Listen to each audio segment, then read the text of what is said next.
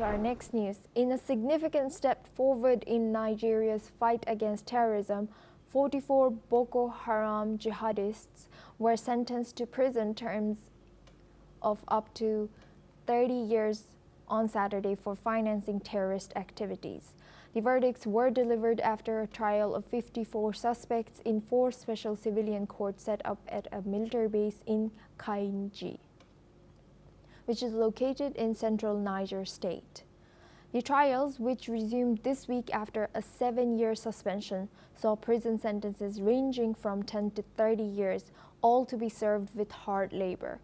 These convictions are part of a broader effort to tackle terrorism financing, with Nigeria now securing a total of 785 convictions linked to terrorism and terrorist financing. The Boko Haram insurgency, which began in 2009, has claimed the lives of over 40,000 people and displaced nearly 2 million in the northeast of the country. The violence has also spread to neighboring countries like Cameroon, Chad, and Niger. In 2017, Nigeria began mass trials of Boko Haram fighters, securing over 200 convictions. While the government touts these successes, human rights groups have raised concerns about arbitrary detentions and a lack of legal representation for many suspects. Nigeria's struggles with terrorism financing have also drawn international attention, with the country currently listed as a grey list nation for its deficiencies in preventing money laundering and terrorism financing. Now we go back to our guest discussion with Madhav Nalapat. Thank you, Madhav, for staying with us. How does Nigeria's approach to combating terrorism financing through mass conviction and hard labor sentences compare to counter-terrorism strategies in maybe Asian countries facing similar threats?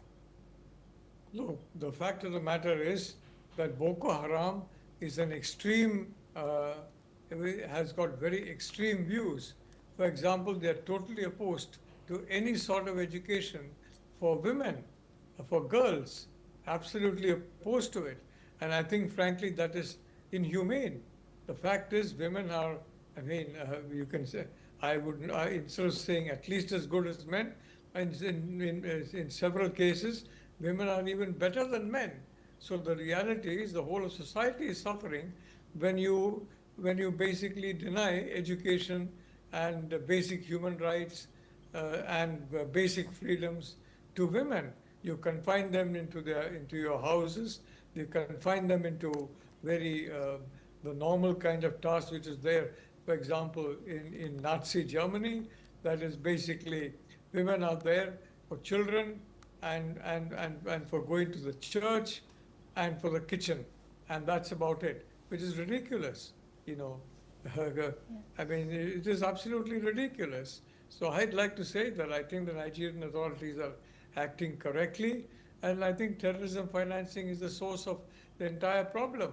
You cut the funding, then you cut basically the entire strength, the entire fuel of the operation. It's like an aircraft. If an aircraft goes without fuel, it crashes. If a terror organization goes without fuel, it crashes. And don't forget, there's a clear nexus between terror organizations, illegal funding, and the narcotics trade.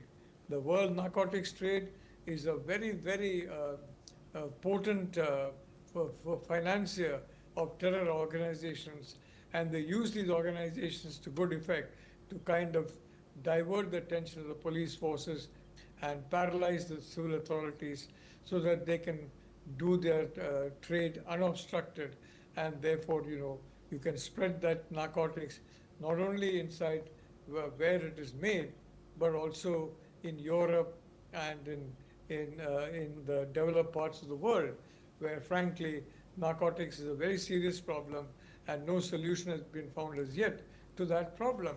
So I completely agree with the Nigerian authorities. This is a completely extremist organization. It does not in any way represent the great religion of Islam. It is completely averse to any modern progress or any modern education for anyone. And frankly, you're Yes. training these people, the young people, to go back to a medieval age, which is not there. So Nigeria cannot be left behind. It's a wonderful country.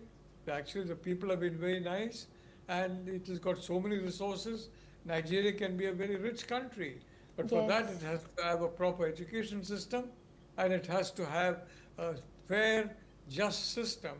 And Boko Thank, Haram is standing against that system, and therefore the authorities are acting well thank in you, trying to choke it off, and Madhav. especially in choking the funding. Thank you very much, Madhav Nalapat, for staying with us throughout our news and sharing.